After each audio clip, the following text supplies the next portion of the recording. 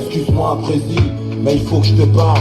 À ton nom, ils parlent tous et une autre personne parle. Et si tu font ta politique, paraît qu'ils suivent ton programme.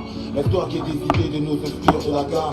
Je veux savoir, précis, pourquoi pour nous ça marche pas. Je fais de longues années d'études et j'ai pas trouvé d'emploi. Tu te rappelles, t'avais promis qu'on sortirait du tunnel. On y est toujours, ce sont les mêmes qui tiennent la chandelle.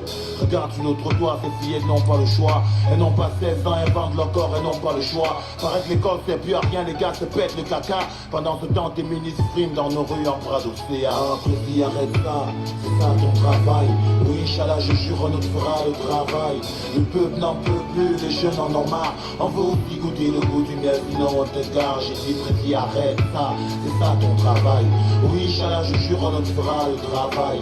Le peuple n'en peut plus, les jeunes en ont marre. On veut aussi goûter le goût du miel, sinon on te gare. Précis, tes potes vivent au bled comme s'ils sont de passage. Ils amassent des fortunes spécialistes du braquage. Ils font preuve d'arrogance, ils frustrent le peuple. Ils piétinent les règles et ils font ce qu'ils veulent.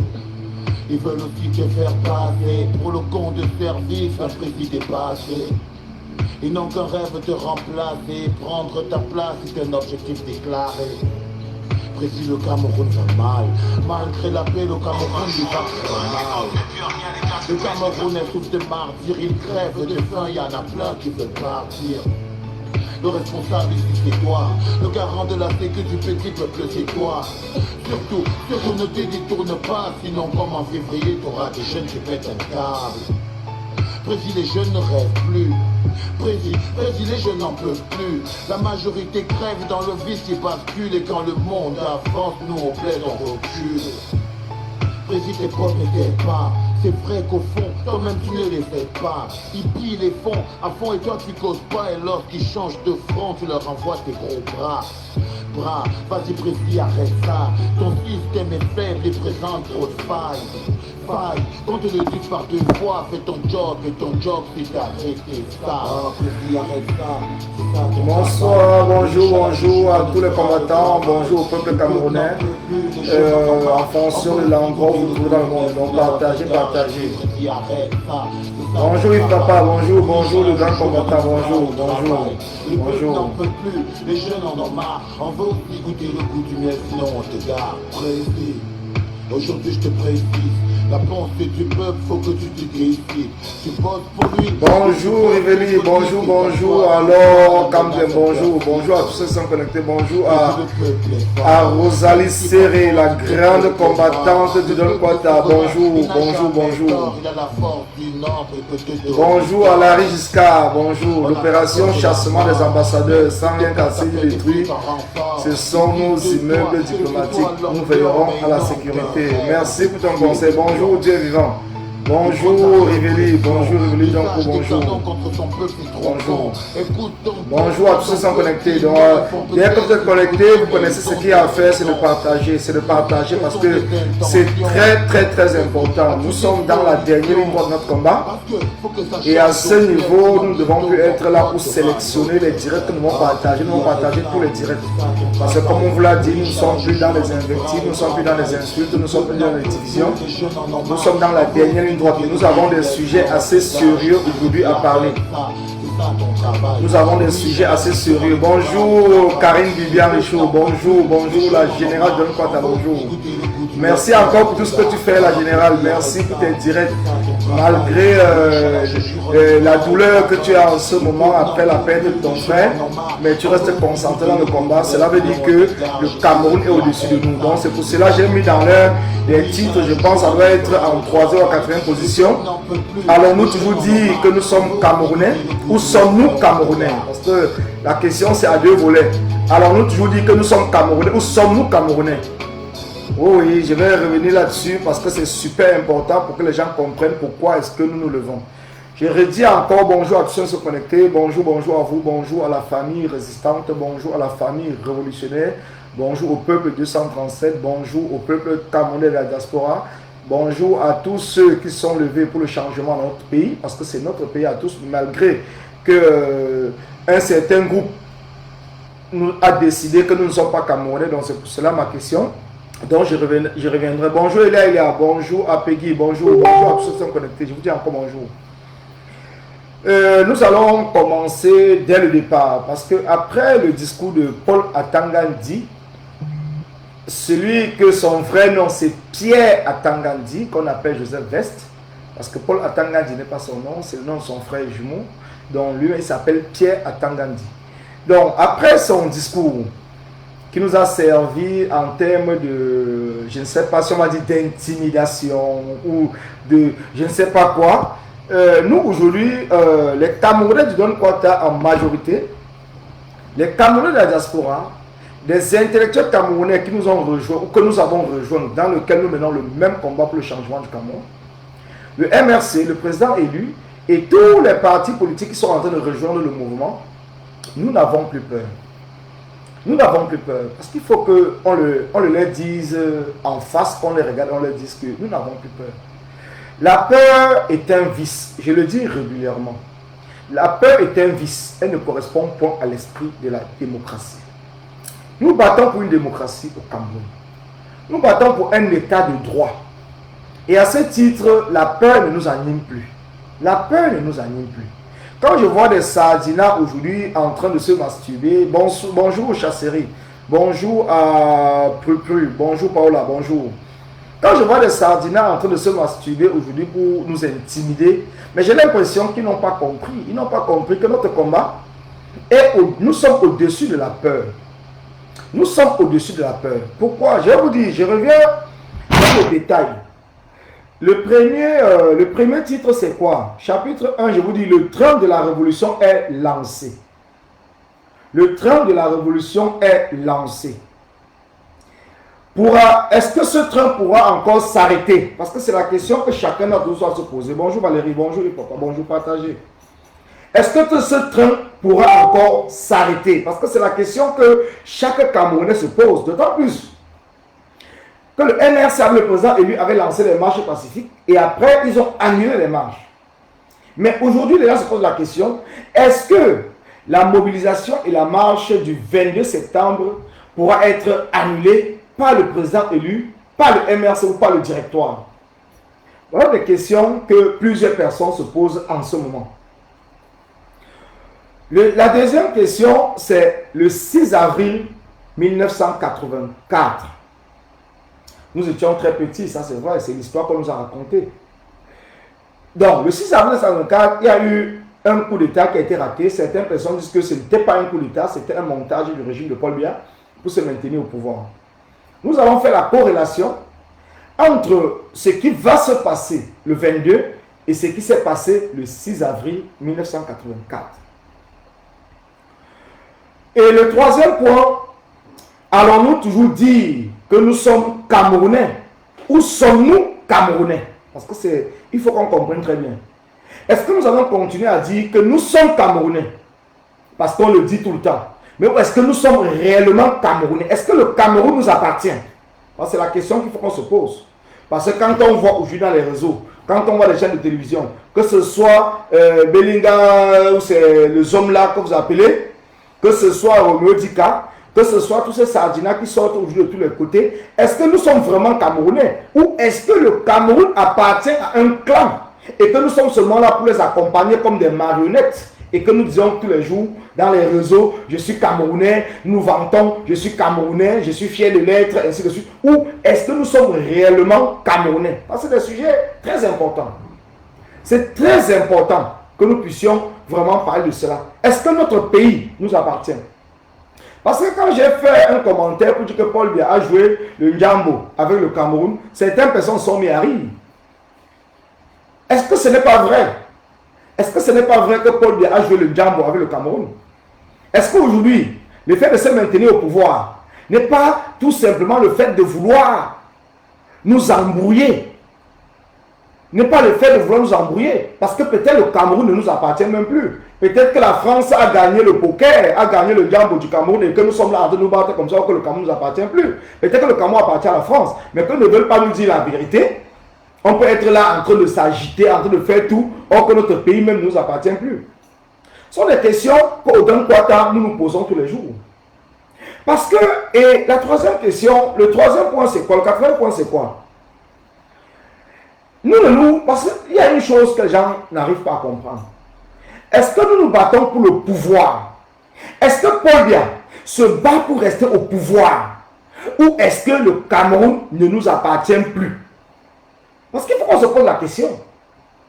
Parce qu'aujourd'hui, nous sommes dans une ligne du chassement. Or qu'au départ, on avait demandé tout simplement les modifications du code électoral, la modification de la constitution. Mais Paul Biya a refusé. Mais pourquoi est-ce que Paul Biya et son régime refusent de modifier? Est-ce qu'ils sont vraiment là pour vouloir se maintenir au pouvoir ou est-ce qu'il y a quelque chose qui est caché derrière? Et nous, est-ce qu'on se bat pour le pouvoir ou est-ce qu'on se bat pour le Cameroun et les Camerounais? Ce sont des questions que les Camerounais se posent. Il faudrait que nous apportions des éléments de réponse pour faire comprendre aux Camerounais la ligne de notre combat. Bonjour Arthur, bonjour, bonjour. Je vous dis déjà, on va commencer par le premier point. Le train de la révolution est lancé. Le train de la révolution est lancé. Quand je dis le train de la révolution, je ne parle pas du train de la résistance. Pourquoi j'utilise le mot révolution au lieu de résistance? Je veux d'abord qu'on en parle. Quand le président élu lance la résistance, le président élu donne les éléments, les points. Ça veut dire que arrêt de la guerre au nord et sud-ouest du Cameroun, modification du code électoral, non hold-up électoral, donc c'est tout, non hold-up électoral, donc c'est tout ce qu'il avait dit au départ. Je pense que ça devait être le 31 décembre 2018. Mais aujourd'hui, est-ce que nous sommes encore dans la résistance? Moi, j'ai dit non. Pourquoi nous ne sommes plus dans la résistance? Pourquoi nous sommes entrés dans la révolution? Tout simplement parce que le président élu n'est plus, d'après son dernier message adressé au peuple, je pense que c'était le 1er juillet, en donnant les ultimatums à Paul Biya, non, je ne me rappelle plus d'ailleurs, mais quand il a adressé le message pour dire à Paul Biya, si le gouvernement et Paul Biya s'entêtaient à annoncer la date des élections régionales, sans toutefois, au préalable, modifier le code électoral et l'arrêt de la guerre au nord-ouest et au sud-ouest du Cameroun, il lancera une campagne pour demander le départ de Paul Biya. Vous comprenez que ce n'est plus la résistance, ça devient la révolution, parce que ce qui est en train de se jouer, nous ne sommes plus là pour demander à Paul Biya, ni nous, combattants, parce que nous n'avons jamais demandé à Paul Biya déjà de modifier les lois. Nous avons toujours écouté ce que nous disait le président élu.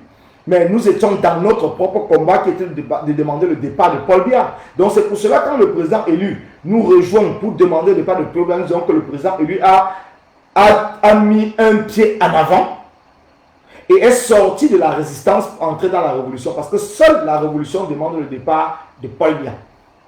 La résistance pouvait demander les modifications, les ceci, les cela, qui devaient être tout simplement diplomatiques, politiques, ils devaient discuter entre eux et tout. Donc, c'est pour cela que nous ne sommes pas là en train de faire de la politique. Nous avons décidé que nous voulons le départ de Paul Biya. Un point, c'est tout. Et maintenant, quand le président élu emboîte ce pas, nous combattants, qu'est-ce qu'on fait? Qu'est-ce qu'on fait en tant que combattant libre? En tant qu'activiste, comme a dit le professeur Ganon, un activiste est un homme libre. L'activisme, déjà, c'est une certaine liberté que vous avez acquérie en vous battant ou intellectuellement ou psychologiquement, en vous dépassant de la dictature. Quand vous devenez activiste, ça veut dire que vous avez accepté d'emprunter ce chemin de la liberté. D'autant plus que la liberté a un prix, la liberté a un coût. Ça veut dire que vous avez accepté le prix d'être libre. Alors nous, en tant qu'activistes, hommes libres, femmes libres, se battant pour le Cameroun, uniquement le Cameroun, n'étant pas associés ou affiliés à un parti politique. Quand nous avons un homme politique comme le président élu, son excellence Maurice Kamto, qui nous rejoint dans nos revendications du départ, qui nous rejoint dans nos revendications et qui emprunte et qui se met sur le même chemin que nous, qu'est-ce qu'on fait? Est-ce que nous allons l'abandonner? Est-ce que nous allons être là pour dire, mais voilà, le président élu, il a attendu, je ne sais pas quoi, quand nous on demandait cela, lui il était où et tout, ou est-ce que nous allons lui dire merci? Parce que le but de notre combat, c'est quoi? C'est d'être le plus nombreux possible. Est-ce que le SDF aujourd'hui, qui fait semblant d'entrer dans la révolution, est-ce que nous allons le chasser ou est-ce que nous allons être là en train de parler du passé du SDF? Ou est-ce que nous allons l'accueillir et l'encourager de pouvoir prendre son courage et se mettre avec nous pour que nous tous ensemble puissions mener la même lutte? Je pense que oui, nous devons encourager le SDF. Est-ce que tous ces hommes politiques qui ont participé ou qui ont accepté l'élection municipale et législative du 9 février 2020 et qu'aujourd'hui, ils sont en train de se retourner et de revenir vers nous, est-ce que nous allons les rejeter ou est-ce que nous allons les accueillir? Je pense que nous devons les accueillir. Nous devons même les encourager. Parce que nous ne sommes pas des hommes politiques. Eux, ils font de la politique. Donc cela veut dire que notre message, notre voix porte. Cela veut dire qu'ils ont écouté le message que le peuple d'en bas, le Don Kwata, le peuple abandonné, les oubliés de la République, sur lequel personne ne pouvait compter il y a de cela quelques années, que leur voix pouvait porter. Mais aujourd'hui, grâce aux réseaux sociaux, parce qu'aujourd'hui, il faut dire merci aux réseaux sociaux. Grâce aux réseaux sociaux, nous avons un plateau sur lequel nous pouvons nous exprimer. Personne ne pouvait nous inviter, nous, dans les chaînes de télévision, nationales ou internationales, privées ou publiques, pour que nous puissions parler de ce que nous vivons tous les jours. Personne, ni la CATV, ni Canal 2, ni Equinox, ni Vision 4, ni toutes ces chaînes de télévision. S'il n'y avait pas eu les réseaux sociaux, aucun Camerounais n'aurait jamais compris la souffrance du peuple du quartier, du peuple d'un Kwata. Donc aujourd'hui, quand nous avons la possibilité de nous exprimer, et que nous avons cette possibilité, cette chance, que ces hommes politiques sur lesquels nous les voyons toujours comme s'ils étaient déjà arrivés au ciel, ils étaient à côté de Dieu, et qu'aujourd'hui ils prennent conscience que c'est nous le peuple qui contrôlons le pouvoir et qu'ils nous rejoignent, nous devons plutôt être contents et les encourager. Mes chers frères, mes chers amis, nous sommes dans ce combat pour la libération de notre pays. Parce que comme je vous l'ai dit, et je reviendrai là-dessus en troisième position, sommes-nous Camerounais? Allons-nous continuer à dire que nous sommes Camerounais ou sommes-nous réellement Camerounais? Cette question se doit d'être posée. Chaque personne se disant Camerounais doit se poser cette question. Est-ce qu'il est réellement Camerounais? Ou est-ce qu'on l'utilise tout simplement pour dire qu'il est Camerounais? Pourquoi cette question? Parce qu'aujourd'hui, nous voyons, que ce soit dans les chaînes de télévision, que ce soit dans les réseaux sociaux, que ce soit partout aujourd'hui, nous voyons des gens, soi-disant sont du RDPC, qui sont en train de s'en déchirer. Ils sont en train de s'entretuer. Parce que le gâteau national, ce gâteau qui est censé être le gâteau du peuple camerounais, était essentiellement le gâteau du RDPC. Et à partir du moment où ils n'ont pas eu leur part de gâteau, ils sont en train de ils veulent s'entretuer. Cela veut tout simplement dire que mais nous, le peuple d'en bas, nous étions donc où?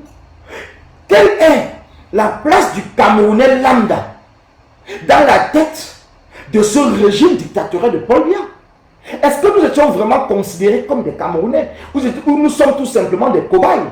Est-ce qu'ils nous considèrent vraiment comme des Camerounais? Ou nous sommes tout simplement ceux qu'ils utilisent pour qu'on se divise entre nous? Pourtant, c'est eux qui sont les vrais propriétaires du Cameroun. Pourquoi Paul Biya s'entête tant à rester à la tête du Cameroun après 38 ans? C'est la question que chaque Camerounais doit se poser. Est-ce que Paul Biya n'a pas perdu le Cameroun dans un jambo qu'il allait jouer et qu'aujourd'hui il veut mourir au pouvoir pour passer le pouvoir à un autre Paul Biya, pour faire de sorte que dans toute notre génération, dans toute notre vie, nous ne sachions jamais la vérité sur ce qu'est le Cameroun?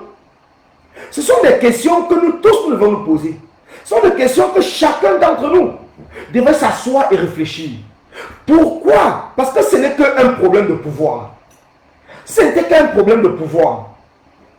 Il peut avoir, c'est que je pense que les deux partis, que ce soit l'opposition et le parti au pouvoir, auront déjà trouvé des solutions. Et nous, qui revendiquons peut-être le bien-être, nous serons là tout simplement comme des idiots, comme des vauriens, et ils devaient nous insulter.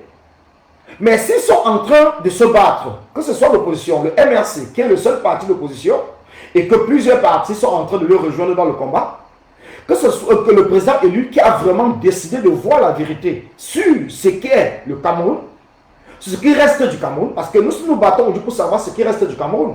Parce que nous ne savons pas encore ce qui reste du Cameroun. Nous battons tout simplement, mais c'est après la chute de Paul Biya qu'on saura si le Cameroun a été vendu à un pays, à la France, ou si nous avons encore même des ressources qui nous reviennent. Si Paul Biya n'a pas encore vendu le pétrole du Cameroun pour 1000 ans, peut-être à Total ou à Elf, c'est après le départ de Paul Biya que nous saurons tout cela. Parce que si effectivement Paul Biya se battait que pour le pouvoir, qu'est-ce qui est difficile de partager le pouvoir? Ça veut dire que le pouvoir judiciaire, le pouvoir législatif et je ne sais pas quoi. Qu'est-ce qui a été difficile depuis 24 ans aujourd'hui d'installer vraiment la décentralisation? Qu'est-ce qui est difficile d'appeler à un dialogue inclusif, d'appeler nos frères anglophones sur une même table qu'on discute? Donc cela veut dire qu'il y a quelque chose qui est caché là derrière que nous ne savons pas. Et nous le saurons une seule fois que nous aurons renversé le régime de Paul Biya. Nous le saurons une seule fois que nous aurons renversé le régime de Paul Biya. Donc c'est pour cela que je fais la corrélation avec le 6 avril. Parce qu'aujourd'hui, beaucoup de personnes ne comprennent pas. Je pense qu'il y a plusieurs personnes qui ne comprennent pas le niveau du combat dans lequel nous sommes engagés. Le risque que prend le président élu et tous ces hommes politiques qui s'allient au président élu dans le chassement de Paul Biya. Parce que sachez une seule chose, ce message je le passe d'abord en premier point aux adhérents et aux sympathisants du MRC. J'adresse d'abord ce message aux adhérents et aux sympathisants du MRC. Parce que c'est très important. C'est très important ce que je suis en train de vouloir vous dire. Le 6 avril 1984, après le coup d'État manqué, appelons ça comme ça, ne cherchons pas à entrer de parler de midi à 14 h. Que ce soit vrai, que ce soit un coup d'État monté ou quoi que ce soit, parlons qu'il y avait un coup d'État raté le 6 avril 1984.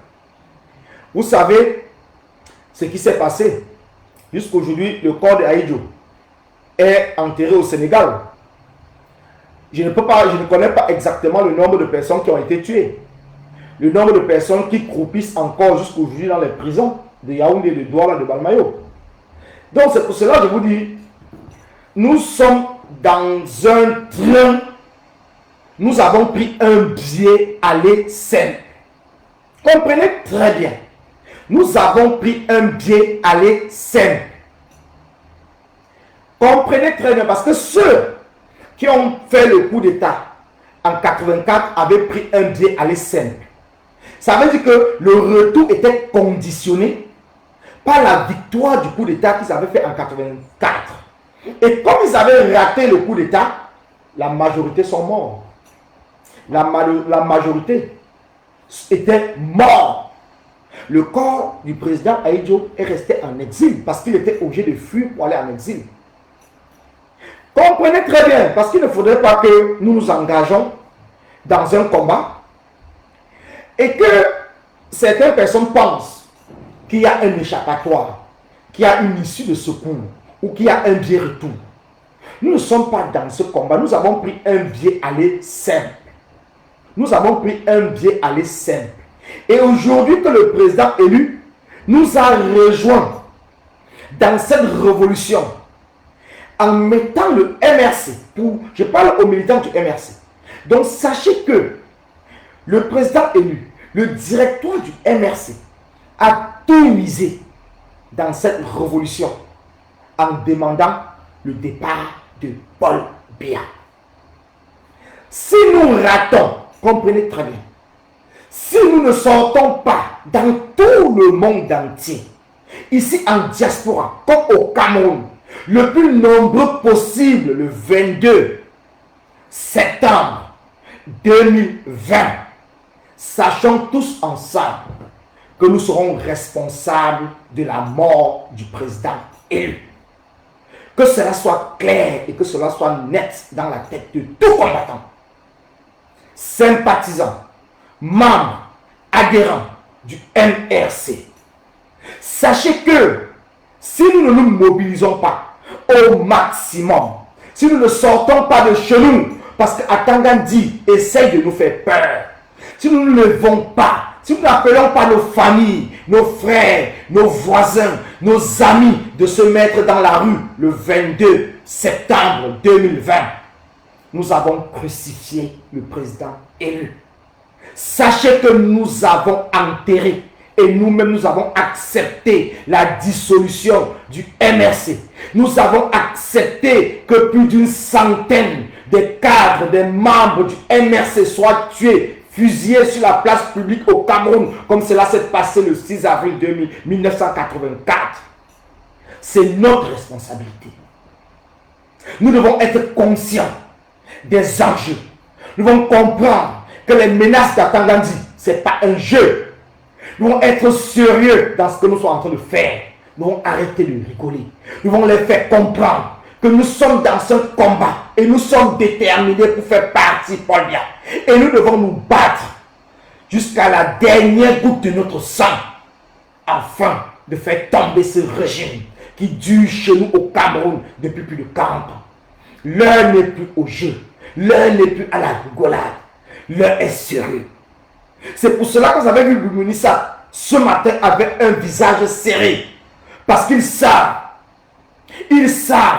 que c'est leur vie qui est risquée si les Camerounais les abandonnent. Ils savent que c'est leur vie qui est risquée si nous, à la diaspora, nous les abandonnons. Nous ne devons en aucun cas penser. Chacun d'entre nous doit prendre sa journée. Chacun d'entre nous doit poser des vacances. Chacun d'entre nous doit chercher, trouver comment faire pour garder ses enfants. Nous sommes dans la dernière ligne droite de ce combat. Nous sommes dans la dernière ligne droite de ce combat. Nous n'avons pas droit à l'erreur. Nous n'avons pas droit à l'échec. Si nous ne voulons pas être condamnés à mort, être condamnés à vie, comme l'a dit Atangandi, nous avons intérêt et nous avons l'obligation de nous lever le 22 septembre pour dire trop, c'est trop. Paul Biya doit partir. Paul Biya must go. C'est le seul mot d'ordre. Chaque combattant, quel qu'en soit l'endroit au monde où vous trouvez, il est temps et il est l'heure, il est urgent, en tant que Camerounais, que vous vous levez. Vous devez vous lever le 22 septembre 2020. C'est une date que chacun d'entre nous doit dormir, doit se réveiller, doit rêver, parce que c'est cette date qui va faire en sorte que nous mettons fin à cette dictature qui dure chez nous depuis 40 ans. Chacun sait ce qu'il a à faire. Nous n'avons pas besoin de vous dire. Chacun sait ce qu'il a à faire. Chacun sait la souffrance qu'il a vécue pendant 38 ans du règne de Paul Biya. Chacun sait ce qu'il a à faire parce que ce qui est en train de se cramer à Yaoundé est grave. Ce qui est en train de se préparer dans les coulisses de la dictature est grave. Donc nous devons être sérieux dans ce combat. Nous devons savoir que l'heure n'est plus à la rigolade. L'heure n'est plus au jeu. L'heure n'est plus à s'amuser ou à invectiver qui que ce soit. Nous sommes dans la dernière ligne droite. D'après les informations que nous avons, si nous ratons le 22 septembre, sachez que le gré à gré aura lieu. Sachez qu'ils vont mettre en place un autre Paul Biya qui continuera le pouvoir de Paul jusqu'en 2025. Et nous serons condamnés, nous, à la diaspora, à l'exil, jusqu'en 2032. Comprenez très bien. Comprenez très bien. L'heure n'est pas à la rigolade. Ceux qui pensent que ce combat c'est un jeu, qui comprennent bien que c'est la vie des hommes et des femmes. C'est la vie du président élu. Celui-là même que vous aimez tant, que j'aime tant. Celui-là même que vous adorez, que vous adulez, que vous êtes sortis à Bordeaux, à Paris, à New York, au Canada. Vous êtes sortis de par le monde pour l'accompagner. Celui-là même que tous les jours vous publiez sur la toile. Celui-là même que tous les jours vous adulez et que vous souhaitez qu'il arrive au pouvoir. Il a tout abandonné pour entrer dans cette révolution que nous l'avons appelée. Donc nous serons responsables. Chacun d'entre nous doit porter cette responsabilité dans sa tête si nous n'arrivons pas à mobiliser autour de nous pour être le plus nombreux possible dans les rues. Chacun doit commencer le porte-à-porte. Les amis, les frères, les soeurs, les mamans, les tantes, les grands-pères, chacun doit mobiliser autour de lui. Parce que le 22, ça passe ou ça casse. Nous, à la diaspora, nous sommes prêts. Je suis prêt. Je suis prêt. Et j'espère, parce que je ne veux pas poser la réponse. La réponse, c'est que je sais que vous êtes prêts. Donc, je ne veux pas vous demander si vous êtes prêts, parce que c'est la réponse. Nous, à la diaspora, nous sommes prêts. Et cette bataille doit se jouer. Ce dernier combat doit se jouer. Nous avons accepté le défi de la dictature. Nous avons accepté le défi de nous battre contre cette dictature. Et il est temps, il est l'heure, il est urgent. Jusqu'au 22, nous avons le temps de mobiliser. Jusqu'au 22, nous avons le temps d'appeler nos voisins, nos frères, Jusqu'au 22, le combat sera le combat du siècle. Ils peuvent appeler tous les gouvernements dans lesquels nous vivons. Ils peuvent faire, comme j'ai vu aujourd'hui, publié par le ministre des Affaires étrangères, que toutes les ambassades doivent être sécurisées. Vous allez même appeler le diable, vous allez appeler Satan de venir sécuriser les ambassades, mais nous serons là le 22. Nous serons là le 22. Nous serons là le 22. Et nous savons, vous savez ce que vous avez à faire. Je ne dirai pas ici. Alors mes chers frères et mes chères sœurs, mes chers amis, il est temps. Il est temps que chacun d'entre nous prenne conscience. Il est temps que chacun comprenne que nous n'avons plus le temps à perdre. Nous n'avons plus le temps à conscientiser. Nous n'avons plus le temps à discuter. Nous n'avons plus le temps à répondre aux sardinats. Nous n'avons plus le temps de faire des directs. Nous avons les commentaires pour pouvoir répondre aux sardinats. Nous bloquons les sardinats une fois que le direct finit. Et quand on demande aux gens de ne plus s'intéresser au message des sardinats, ne vous intéressez pas. Ne leur répondez pas. Ne leur répondez pas. Parce que c'est la peur. Ils ont peur. Ils sont en transe. Ils vont leur montrer que nous sommes à la hauteur.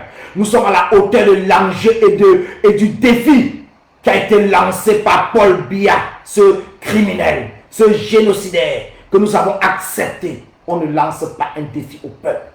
Nous sommes le peuple. Nous sommes le peuple. Nous sommes du Donkwata. Nous sommes les oubliés de la République. Nous sommes les abandonnés du système. Et aujourd'hui, nous nous battons pour nous. Nous ne battons pas pour un homme. Nous ne battons pas pour une femme. Nous nous battons pour notre propre vie. Pour dire enfin que je suis Cameroun. Je suis Cameroun. Le Cameroun m'appartient. Le Cameroun vous appartient. Le Cameroun n'appartient pas à un clan. Le Cameroun n'appartient pas à un clan. Parce que c'est honteux quand le monde entier voit dans les réseaux que ce soit les hommes-là qui parlent à un diplomate qui est censé représenter l'État du Cameroun, qui est censé nous représenter dans un pays étranger. Quand je vois Roméo Dika parler de ce qu'il a vécu, parce qu'il a accepté d'être du côté de la sardine, et qu'aujourd'hui, comme il n'a pas été récompensé, il quitte la sardine. J'apprécie son courage. Nous apprécions son courage. Nous l'accueillons. Nous l'accueillons au Donkwata. Nous l'accueillons aux côtés du peuple. Pour qu'ensemble, nous puissions nous battre pour renverser ce régime qui l'a tant humilié. Malgré que hier, il ne pensait pas à nous, c'est pas grave. C'est pas grave parce que notre combat est au-dessus de l'humiliation que nous avons vécue pendant plus de 40 ans. Notre combat est au-dessus parce que nous voulons que nous, Camerounais, ayons un rêve. Nous nous battons pour qu'enfin naisse le rêve camerounais. Pour que chaque Camerounais puisse avoir un rêve. Pour que chaque Camerounais puisse être fier d'être Camerounais. Nous ne nous battons pas parce qu'il faut des conditions pour que nous puissions avoir un rêve. Le rêve camerounais ne doit pas être conditionné par un clan ou par un parti politique. Le rêve camerounais doit naître. C'est pour cela que nous nous battons pour la nouvelle République du Cameroun. Nous nous battons pour la nouvelle République du Cameroun. Un Cameroun nouveau, où tous les Camerounais, quel qu'en soit l'endroit, quelle qu'en soit la famille, quelle qu'en soit votre ethnie, quel qu'en soit votre village, quelle qu'en soit votre région, que vous ayez la même égalité de chance. Que l'État soit là pour tous les Camerounais. Que la justice soit la justice pour tous les Camerounais. C'est notre combat. Et nous avons un seul rendez-vous. Un seul. Le rendez-vous du siècle. Personne ne doit reculer. Personne ne doit avoir peur. La peur a changé de camp. La révolution des abeilles. Oui, comme l'a dit quelqu'un. Le miel symbolise le goût le plus esquive. Et la liberté, le droit le plus précieux. Si nous avions peur des abeilles, c'est que nous ne mangeons pas le miel. Alors, nous devons être le plus nombreux possible. Le mardi 22 septembre, dans toutes les rues du Cameroun, devant toutes les ambassades du Cameroun à l'étranger. C'est notre destin qui est en train de s'écrire. C'est notre histoire. Et chacun d'entre nous doit être acteur de son histoire. Nous ne serons plus des spectateurs. Notre histoire ne sera plus écrite par les étrangers. Notre histoire, c'est nous-mêmes qui allons l'écrire. Et nous sommes dans l'écriture de notre histoire. Le 22 septembre, ça passe ou ça casse. Le 22 septembre, que chacun soit prêt. Que chacun puisse s'armer de courage, de détermination. Que chacun puisse puiser au plus profond de ses tripes. Que chacun comprenne. Nous sommes déjà morts. Nous sommes déjà morts. Depuis 38 ans, nous sommes morts. Et le 22, c'est le début de la résurrection du peuple camerounais. C'est le début de la résurrection des morts camerounais. Parce que nous avons été tués par le régime de Paul Biya depuis 38 ans. Nous avons été abandonnés. Nous avons été oubliés. C'est maintenant que cette nouvelle génération des Camerounais, comme on vous l'a toujours dit, 2020, c'est 2020. Cette nouvelle jeunesse n'a rien à voir avec la jeunesse des années précédentes. Nous sommes une nouvelle jeunesse, prête à mourir. N'ayez pas peur, mes chers frères et mes chères sœurs. Katanga vient vous dire que l'État est un monstre froid qui écrase tout son chemin. Répondez à Tangandi, le peuple est un monstre chaud qui brûle tout sur son chemin. Le 22, nous verrons. Le 22, vous verrez. Soyez prêts. Restons concentrés. La patrie ou la mort, nous vaincrons. La patrie ou la mort, ce n'est pas un slogan. C'est une réalité. Que chacun le mette dans sa tête. Que chacun comprenne très bien